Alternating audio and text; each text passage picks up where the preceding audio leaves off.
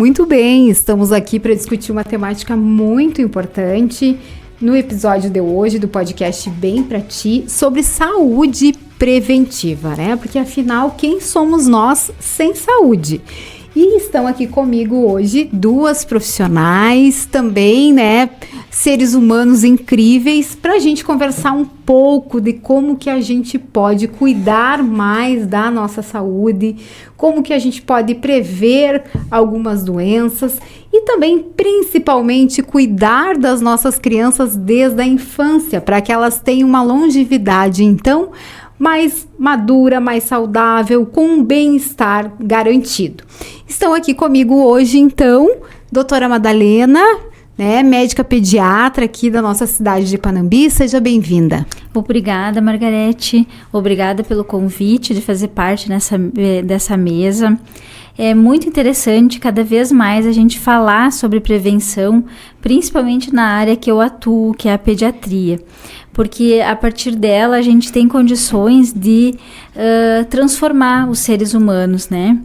Transformar aquelas vidas pequenas que serão o futuro do nosso país, do nosso mundo, por que não, né? Então, a partir dela, da pediatria, eu me sinto muito privilegiada por poder contribuir com a saúde e com a saúde das famílias também, porque estando as crianças bem, com certeza a família inteira está bem, né? E então a pediatria para mim, eu quis ser pediatra desde quando eu era criança, porque eu gostava muito da minha pediatra e eu nasci numa cidade de interior chamada Porto Lucena, perto de Santa Rosa, e ela era uma pessoa que se relacionava muito bem, ia nas casas, conhecia todo mundo. E ela era muito, assim, influenciadora nas famílias, né? E aquilo me chamou a atenção. Então, quando eu fui fazer medicina, eu até relutei, fui para as outras áreas, mas logo em seguida eu vi que a pediatria era onde eu gostaria de atuar. Porque realmente uma coisa legal, assim, das crianças é que elas respondem bem, né? A todos os tratamentos, a tudo que a gente é proposto, mas claro que tem um fator que são as famílias, né, que também precisam estar de acordo com tudo isso, né. Então, por isso que eu acho que a pediatria, nós temos, os pediatras em si têm que valorizar essa função que a gente tem, que é entregar adultos saudáveis no futuro. Olha só que responsabilidade, né, doutora? Uma responsabilidade muito grande e também a nobreza desse trabalho, porque para os pais que estão aí nos assistindo, nos escutando, não há bem maior do que os nossos filhos, né? Com certeza. Então, bem como a senhora disse, olha a importância desse trabalho, de família estar alinhado também com os profissionais de saúde, para que esse cidadão seja o melhor cidadão possível em todas as áreas, né? Porque também perpassa por uma área de educação, de bons hábitos, de bom costume, de equilíbrio emocional. É uma série de fatores externos que acaba influenciando em tudo isso. Com certeza, e o pediatra, ele, aquém das outras especialidades que são muito hoje robotizadas, digamos assim, né? O pediatra ainda é aquele médico da família, né? Que muitas vezes tá com um problema na escola e a mãe não sabe para onde correr, ela vem perguntar ou conversar com a gente para ver o que tu acha, o que podemos fazer, né? Então a gente acaba entrando nas famílias e vai conhecendo. E como eu já estou há 12 anos aqui em Panambi, então eu tenho famílias que já vêm comigo há bastante tempo, né? Então esses são os melhores de trabalhar, porque é aqueles que confiam na gente e a gente confia neles também, né? Então é muito interessante esse trabalho. Um trabalho integrado, né? E para falar também sobre saúde preventiva, eu estou aqui com a Bruna Medeiros, ela que é enfermeira, coordenadora, né, dos serviços do Hospital Santa Lúcia, que também é um hospital referência para nós aqui de Panambi, né, da nossa região, que inclusive o Hospital Santa Lúcia também tem uma uma atuação aqui em Panambi, né, com seu posto ali do cartão saúde. Seja bem-vinda, Bruna, aqui para o nosso bate-papo. Muito obrigada pelo convite, Margarete. Eu gostaria de dizer o quanto é importante a saúde preventiva, né? Nós, enfermeiros, junto com os médicos, fizemos uma grande diferença no dia a dia de cada um, né? E com isso, nós do hospital, a gente tem diversas inovações, meios para chegar nessa saúde preventiva, que hoje é tudo muito corrido, né? Hoje os pais trabalham, os filhos ficam na escola ou com alguém, enfim, e a gente não para pensar na saúde preventiva, né? Exatamente, é muito isso, parece que nunca dá tempo, parece que a gente está sempre correndo, né, atrás do curativo, e o quanto isso é importante e o quanto isso também, de certo modo, que nem você falava, que hoje os pais, a maioria trabalha fora, o tempo é muito limitado, a gente acaba terceirizando muita coisa para a escola, para profissionais que nos ajudam, para a rede de apoio, e muitas vezes na correria do dia a dia a gente acaba não se atentando para essas questões de futuro, né? Exato. Mas como é que eu quero que meu filho seja daqui 10 anos? Como é que eu quero estar daqui 10 anos? Até porque, meninas, estar bem representa também uma forma de responsabilidade, não só conosco, mas com todos os que nos cercam, né? Porque eu fico imaginando, por exemplo, eu vou ficar doente hoje, o que isso vai impactar na minha família? Na minha empresa, com os meus colaboradores, no meu círculo de amigos. Então, quando a gente começa a pensar de uma forma mais corresponsável, me parece que a gente começa a se atentar mais para isso, né? O que eu estou comendo hoje vai me trazer qual consequência amanhã? A minha falta de exercício hoje vai me trazer qual consequência no amanhã, né? Muitas vezes a gente tem que parar. A gente vive muito hoje, né? Hoje, mas a gente não vê pra frente, né? Não vê o futuro. Isso, exatamente. A gente tem que parar, fazer uma reflexão, né? E nós mesmos, e assim, eu olho muito pra mim, fazendo uma autorreflexão com as crianças, né? Doutora, aquela coisa toda assim, temos que ter uma alimentação saudável. Temos, mas tá me pedindo, quer comer um chocolate agora, quer assistir agora, e daí aquela correria, não, então, pra se acalmar, vamos lá, né? Hoje dá. Daí amanhã dá também, depois amanhã também dá, e aquilo se torna um hábito dentro da família. Então, o quanto é importante essa consciência da família, né? Me parece que é muito um trabalho em equipe como um todo, e quanto o círculo também, o teu círculo de relacionamento, ele influencia nessa visão mais saudável. Influencia e muito, né? E a questão do conhecimento, hoje a gente tem muito mais, mas de certo ponto, muitas vezes não de tão qualidade, né? E então aquela coisa de alguém fala para um, para outro, e não, muitas vezes não é aquele conhecimento verdadeiro, né? E aí eu quero fazer um contraponto, já me desculpando, cortando a sua fala. O podcast, ele nasceu com esse intuito, porque nós, comunicadores, hoje nos perguntamos muito qual é o nosso papel na sociedade, né? Isso. Porque se eu for imaginar, vocês têm condições de fazer a comunicação de vocês, mas o meu papel, então, é ajudar a curar essas informações dos profissionais técnicos e fazer com que essa informação chegue até as pessoas. Isso, porque hoje a gente vive podemos dizer, uma epidemia, sei lá, uma pandemia quase, de notícias falsas, né? Em que você vai encontrar o que você quiser.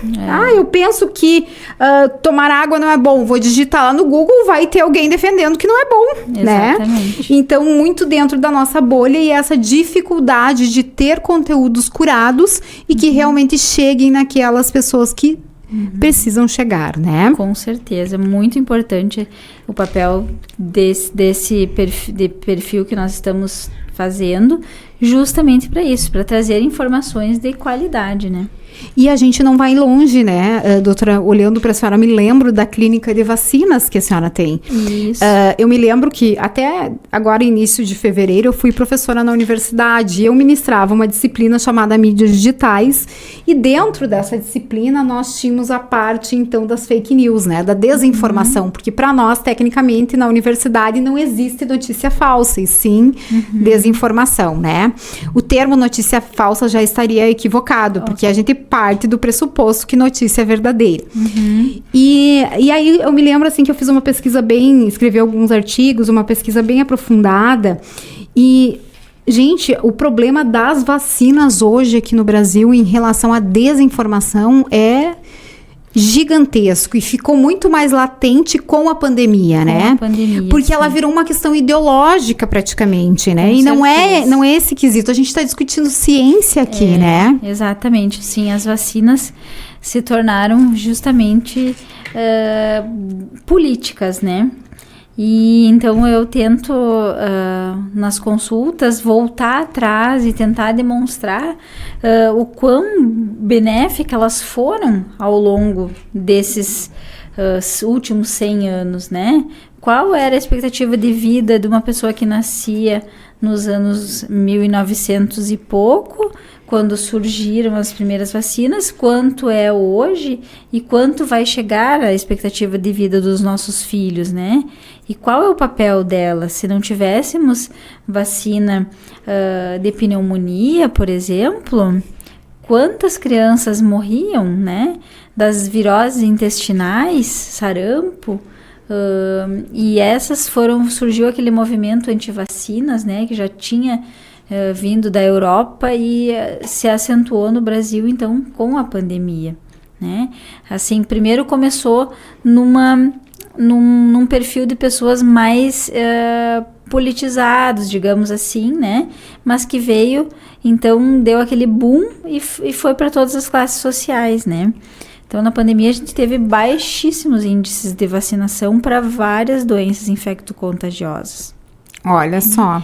Então, tanto que a catapora foi uma doença que voltou a aparecer, né? Exato. Catapora, sarampo. Coqueluche. Imagina, né? Em pleno século XXI, a gente ainda... De doenças que já estavam controladas, né? Exato, que não se percebia mais isso, né? Exato. O Hospital Santa Lúcia, pensando nisso, criou um programa Mais Cuidado, onde a gente ministra palestras, né, com cada dia da semana é um profissional, e aí o profissional vai lá e os pais são convidados, aí um dia vai uma pediatra, outro dia vai um outro especialista e junto conversar, porque é muito bom essa conversa, né, do profissional, não só no momento da consulta, quando se precisa, essa troca de informações ser presente, e nós pensando nisso, realizamos esse programa do Mais Cuidado para que todos sejam informados. Né? Isso é muito importante, porque eu sempre digo que o processo de informação, ele passa pela educação.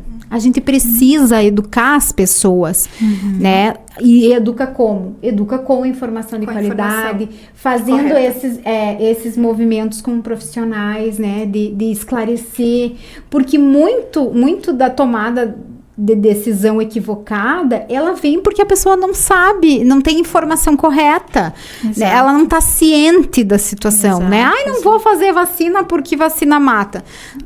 Tá, mas você sabe, você leu cientificamente, você se informou, quem te falou isso, né? Então a gente tem que cuidar muito essa questão do senso comum e como essas atitudes, elas vão influenciar na vida das outras pessoas também, porque se eu não faço vacina, eu não estou imune, eu posso estar contagiando outras pessoas, né? E da nossa própria família, né? Pensa nos próprios filhos, que são o nosso maior patrimônio, inovação, né? Também, né? A gente tem que pensar que as vacinas inovaram muito, né? Por exemplo, a vacina do HPV, ela é uma vacina que previne o câncer, né? Então, agora nós temos a nonavalente, que é uma das vacinas mais novas, que previne, então, e diminui muito a mortalidade, né? Então, por que não fazer? E em torno dela, existe muitos comentários, muitas assim, tabus, né? Que, por exemplo, os adolescentes se viu que a maioria dos efeitos colaterais seriam mais questões emocionais do que propriamente efeitos que a vacina pode dar, né? Então, por isso que eu sou de trabalhar em cima da inovação nas vacinas. Nós temos também na clínica de vacinas, também na rede pública existem vacinas de qualidade, mas na rede particular elas são muito diferenciadas, né? Tem mais cobertura, menos efeitos colaterais, mais segurança, né? Então, não tem por que não fazer. Olha só, olha para você que está nos escutando, nos assistindo, né? Vamos pensar na vida, vamos pensar no futuro e a atitude de hoje, né, pode ser o resultado de amanhã. Mas eu quero saber mais das inovações do Hospital Santa Lúcia. Eu tenho para dizer para vocês que eu tive meus 2 filhos lá. Eu não sou aqui de Panambi, Panambi me recebeu, me acolheu, né?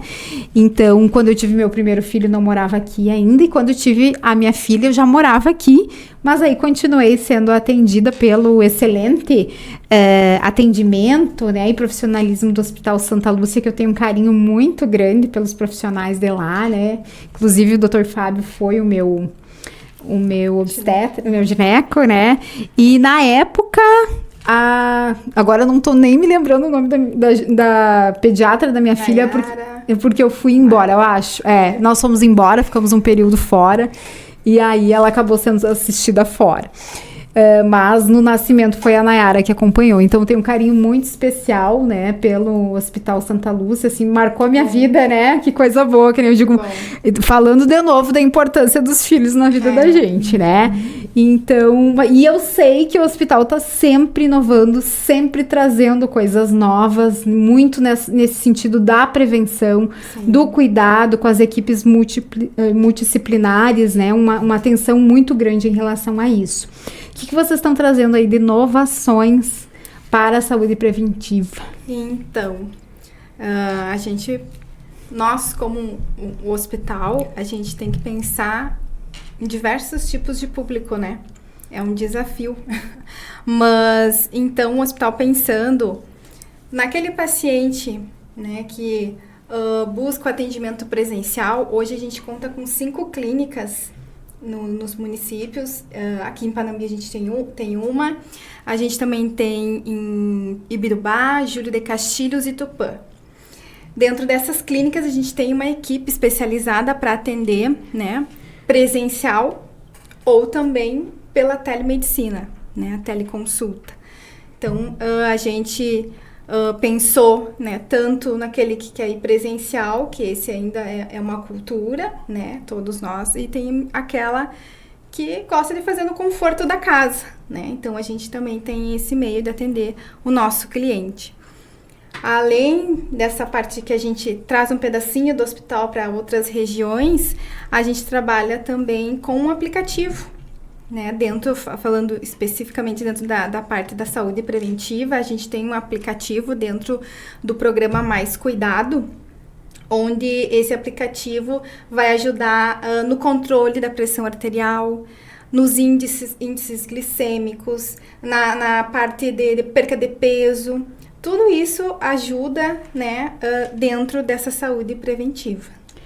Olha que interessante, né? Essa questão da pandemia também despertou novos olhares e a questão da telemedicina cresceu muito. A gente sabe que, né, a doutora pode até nos ajudar, que talvez não se aplique para todos os momentos, mas para aquela consulta mais trivial do tira dúvidas ali, ela é muito importante, porque muitas vezes tu tem essa dificuldade do deslocamento e o médico ele consegue te orientar, né, em tempo real. Então, isso também faz parte de uma prevenção, né? Porque tu ganha tempo e muitas vezes você vai evitando um problema maior. Hoje a questão da teleconsulta, ela tem muito a ver com a cultura, né? Na verdade, assim, a minha visão é que ela é muito positiva nesse sentido de preventiva, isso, né? Mas quando a doença está instalada, ela já aumenta muito os índices de erro, né? Até porque, por exemplo, tu vai pegar uma criança e vai atendê-la, tu não tá vendo a criança ali, tu não tá vendo as reações que ela tem, porque ela tá na frente de uma tela. Mas a questão de prevenção, não há dúvidas que isso foi uma evolução e um dos ganhos na pandemia, né? Que foi uma coisa que vai ficar, isso sem dúvida, né? Mas acho justo que muitas vezes a consulta presencial não será substituída, né? Com certeza, bem como a senhora falou, assim, nesse momento de ter que avaliar, né, sinais vitais, olhar, realmente tocar, é diferente, né? E a gente também tem a questão da interconsulta, né? A interconsulta, ela acontece quando você está com um médico clínico, vamos se dizer, em algum estabelecimento com médico clínico, e se faz a interconsulta com um médico especialista, né? E aí também é uma outra inovação, né? Vamos dar um exemplo. Lá no Hospital Santa Lúcia, chegou no pronto atendimento, o médico clínico geral que está de plantão vai realizar a consulta e precisa de um especialista que não está na cidade no momento. Vamos pensar nessa ocasião. Se pode ter, sim, a telemedicina como interconsulta. O médico, a gente tem lá, né, o pronto atendimento tem a maca, tem a câmera, então o clínico vai fazendo os exames físicos no paciente, em tempo real o especialista vai acompanhando, e aí eles combinam um tratamento inicial, e depois, por consequência, né, esse paciente vai até o médico especialista, e aí faz o atendimento de forma física. Muito interessante, né? Usar a tecnologia ao nosso favor, né? A favor da vida, isso é essencial. Doutora Madalena, nós vivemos em tempos de muitas mudanças, né? De muita agilidade, de muita transformação, e as crianças, elas estão sentindo isso, a gente brinca, elas já nascem diferentes, né? Tem uma propaganda, uma publicidade da Samsung, que até já faz algum tempo, que vocês já devem ter visto, porque ela ficou bem famosa, que o bebê, ele nasce, corta o cordão umbilical, faz a selfie, e vai lá e escreve, curte e faz tudo, né? Enquanto a mãe tá lá, né, esperando, será que vai sorrir? Será que vai chorar? Será que vai... Então, acho que isso representa bem essa nova geração e esses desafios, né? Quais são os principais, não vou falar problemas, mas sim desafios da saúde preventiva hoje nas crianças? O principal desafio é o conhecimento, né? É chegar ao conhecimento, as crenças, né, que estão arraigadas, né, nas famílias, também a dificuldade de acesso a ter os melhores insumos, as melhores condições, né? Por exemplo, tu nutrir de forma adequada uma criança, muitas vezes gera custos, né? E isso também é uma dificuldade num país como o nosso, que temos ainda muitas desigualdades, somos um país rico, mas com muitas desigualdades, né? Muitas vezes até o excesso de informação que está circulando, às vezes as pessoas pensam que, por exemplo, na minha área, vamos fazer uma suplementação, mas uma suplementação sem ser feita de forma correta, ela pode até trazer problemas, né? Então, esse é um dos maiores desafios ainda, né? E também a tecnologia hoje, na questão da pediatria, na questão dos adolescentes, as crianças são digitalizadas, isso é fato, né? É impossível a gente deixar eles de fora disso. Porém, a gente não está conseguindo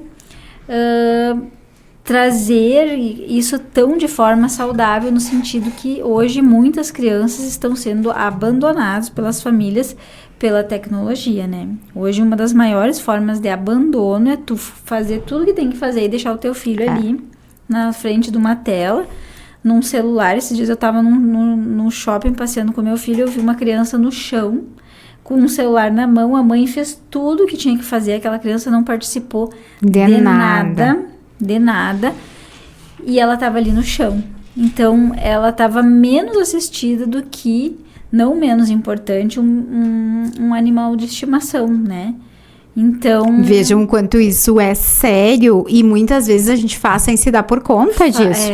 Não digo que eu também não ligo um celular, muitas vezes a gente tá cansado, precisa ir num restaurante, alguma coisa rapidinho, né? Mas isso é um alerta que a gente mesmo tem que se policiar. Para não se tornar um hábito. Para não se tornar um hábito.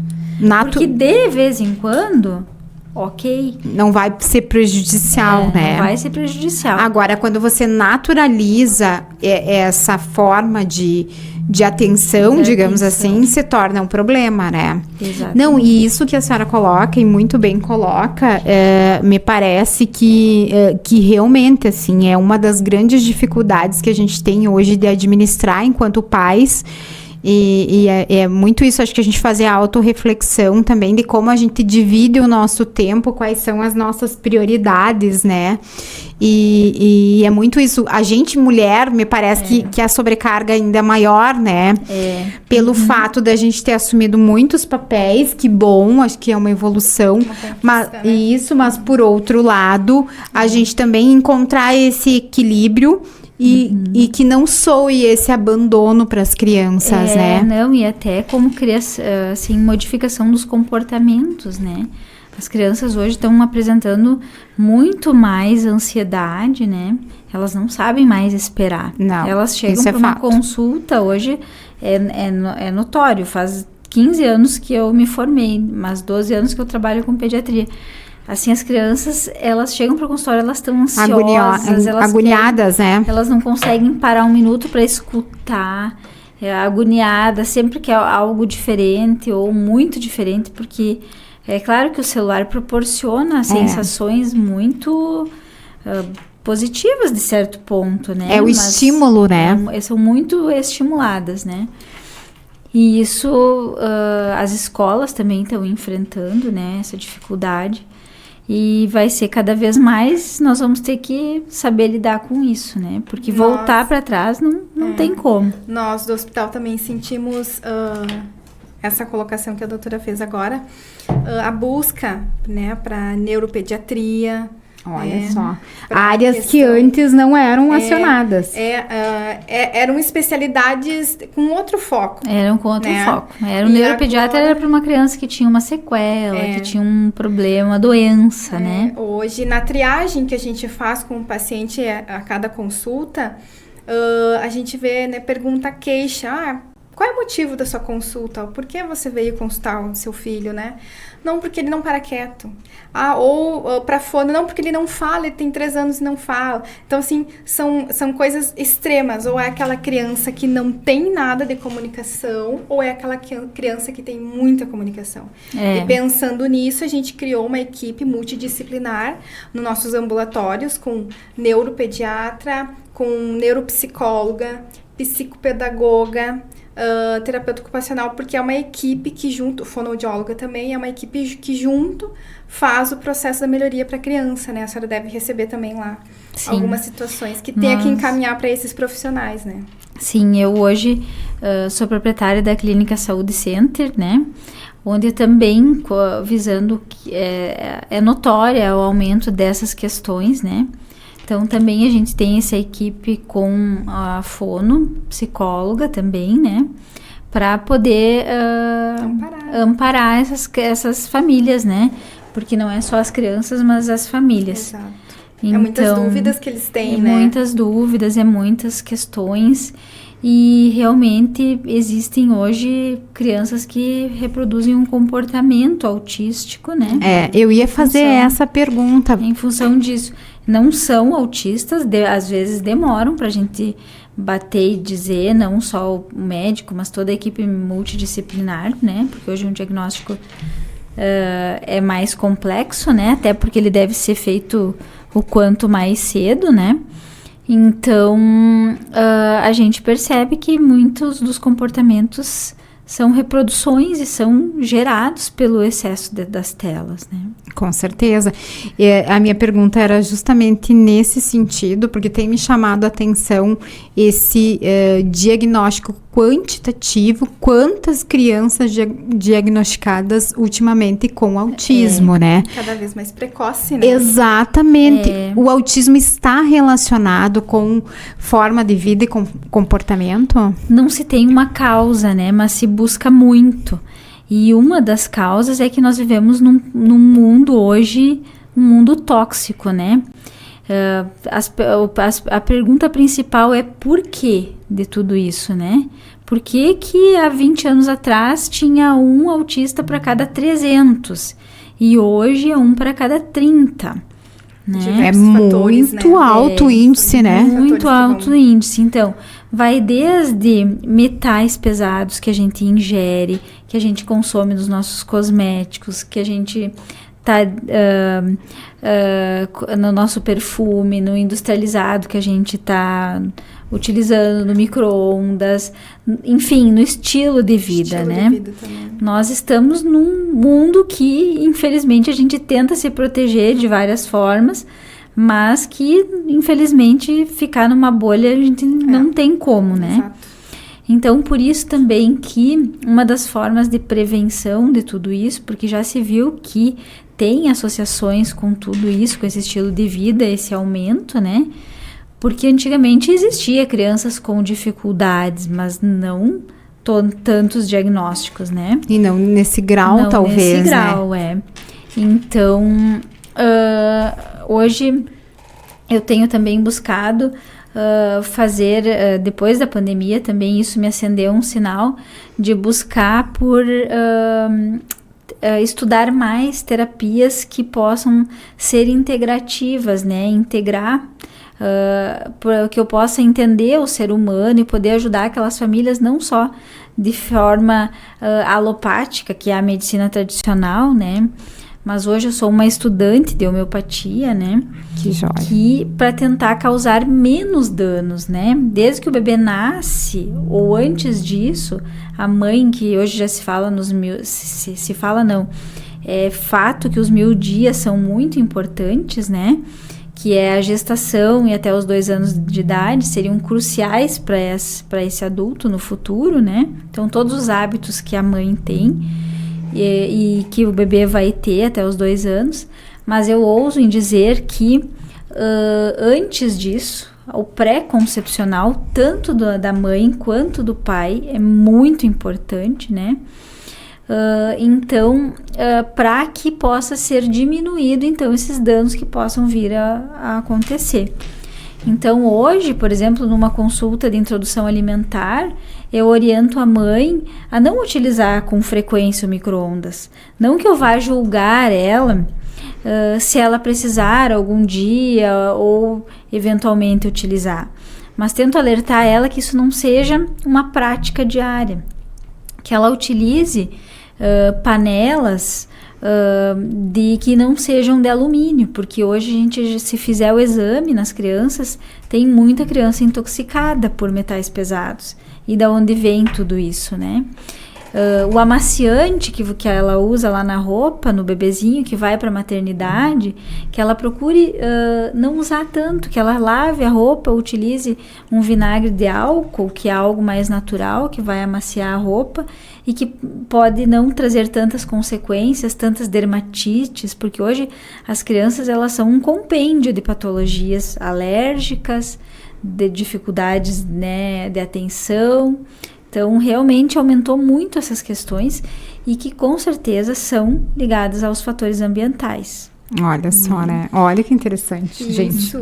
E complementando, né, ali, a senhora deve receber também as crianças que precisam fazer exames, né, para ser diagnosticado, né? E o hospital, pensando nisso, também na qualidade da família e da criança, nós temos os exames, né, de tomografia, ressonância, os exames de imagem. A gente, acompanhado com anestesista, a gente consegue fazer uma sedação leve na criança para que esse exame seja feito da melhor qualidade, porque é bem importante o exame na hora do diagnóstico, né? crianças também que têm por algum motivo alguma convulsão, alguma outra coisa. Isso é bem importante para acalmar. Hoje a mãe e o pai chegam lá, nossa, mas meu filho não vai parar nessa máquina, né?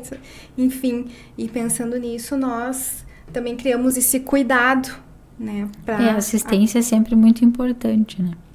E é um desafio mesmo, que nem você disse, né? Fazer com que a criança, ela fique quietinha, ela já fica agoniada por estar num local diferente, e o quanto E também a patologia, às vezes, as crianças não permitem, É importante, né, que exista esse facilitador, porque a questão dos exames, até nos cursos mais atualizados hoje a respeito do transtorno do espectro autista, que é um dos que mais aparece, mas claro que não é só esse, nós temos crianças com patologias, tumores ou outras coisas que devem ser excluídas, né?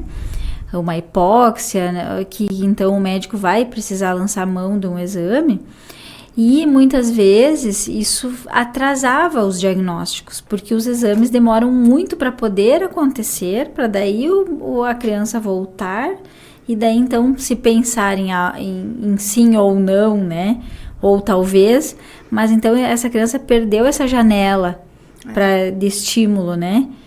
Esperando o exame. Do tempo pro diagnóstico, né? Isso. Outro exame também que você deve ouvir bastante também é a questão do eletroencefalograma, que em criança é um exame que tem que ter muita cautela, muito cuidado para ser feito, porque também é um diagnóstico que se dá através das ondas, né, que é colocado fiozinho por fiozinho no cabelinho da criança.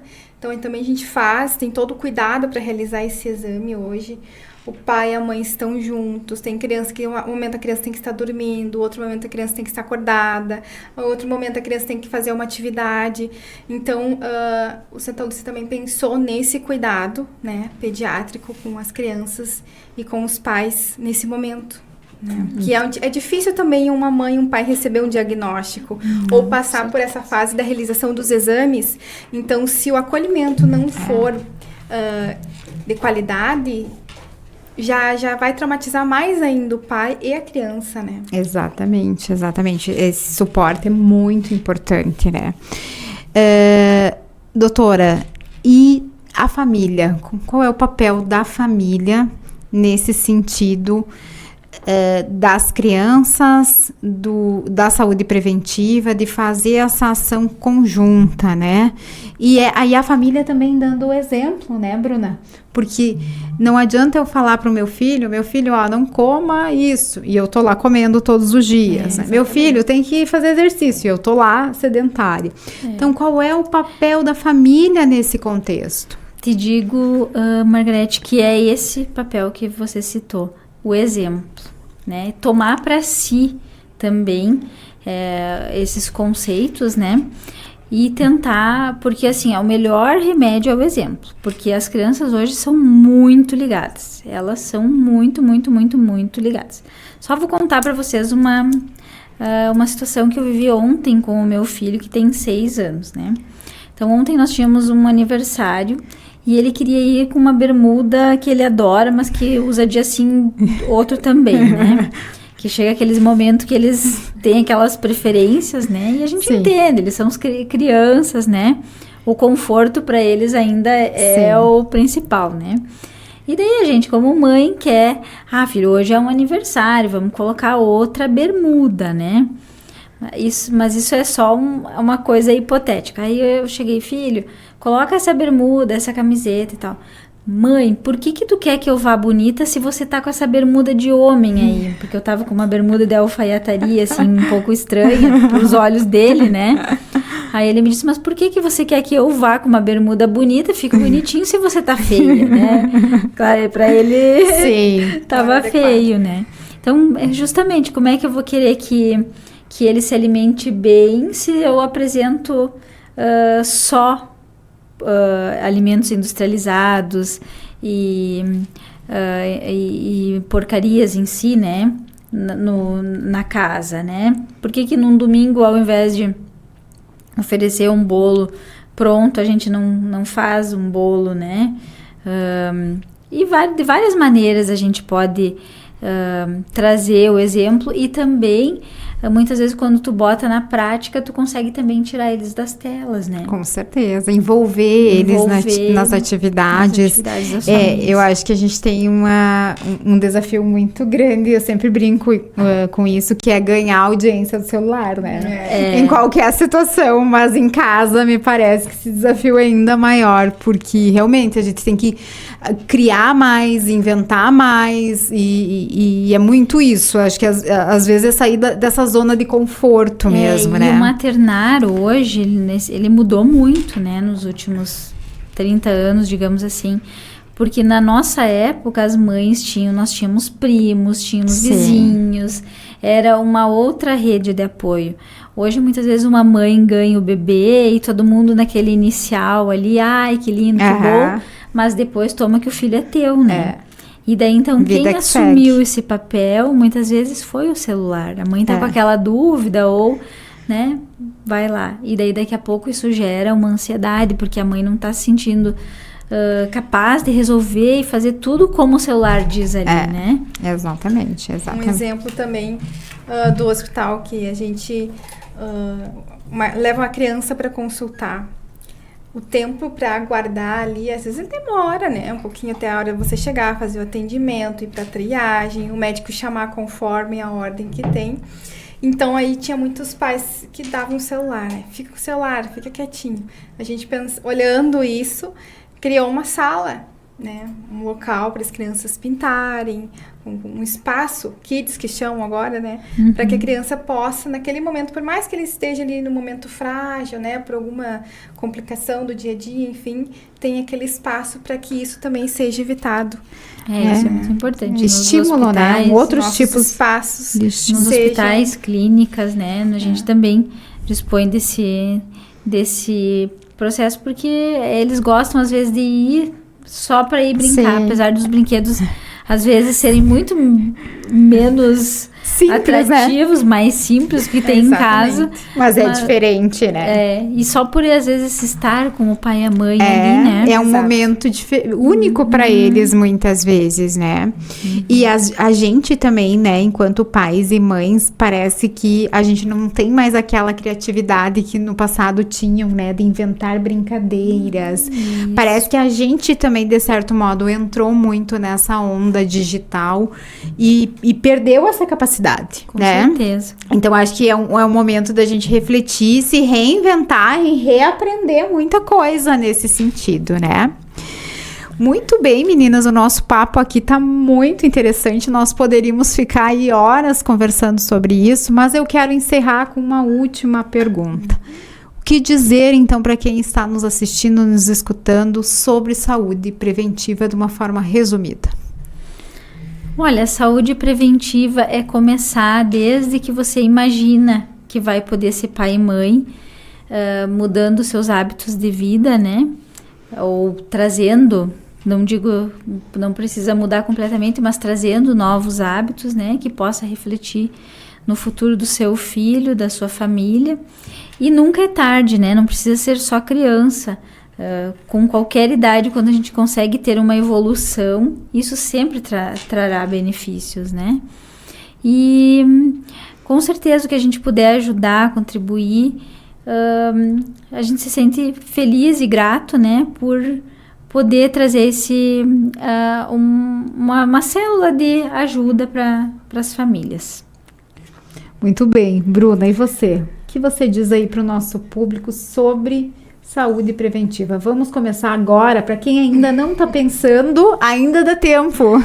Então, vou puxar o assado pro meu lado, né? O hospital a gente procura quando? Quando realmente precisa, né? Então, que a gente possa fazer o inverso, que a gente possa ir buscar uma consulta preventiva, né? Lá a gente tem uma equipe da cardiologia que faz o check-up. Então, faz todos os exames. Ah, mas eu tô bem, eu não vou. Então, que a gente vá, veja como está, né, os seus índices, sua pressão, os seus exames fiquem em dia. Por quê? Pra gente cuidar melhor nessas crianças, né? Ter aquele ciclo de vida, né, do nascer, crescer, né? E até o final, porque os ciclos também, né? Eles estão cortando etapas. E chegar com qualidade, né? Com qualidade. Hoje a expectativa de vida de uma criança que vai nascer é praticamente 100 anos, né? Só que como chegar aos 100 anos é que nós vamos ter que pensar, né? Fazer... Hoje a gente já vê, né? Tu fala, uma pessoa 70 e poucos, tu pensa, é jovem, né?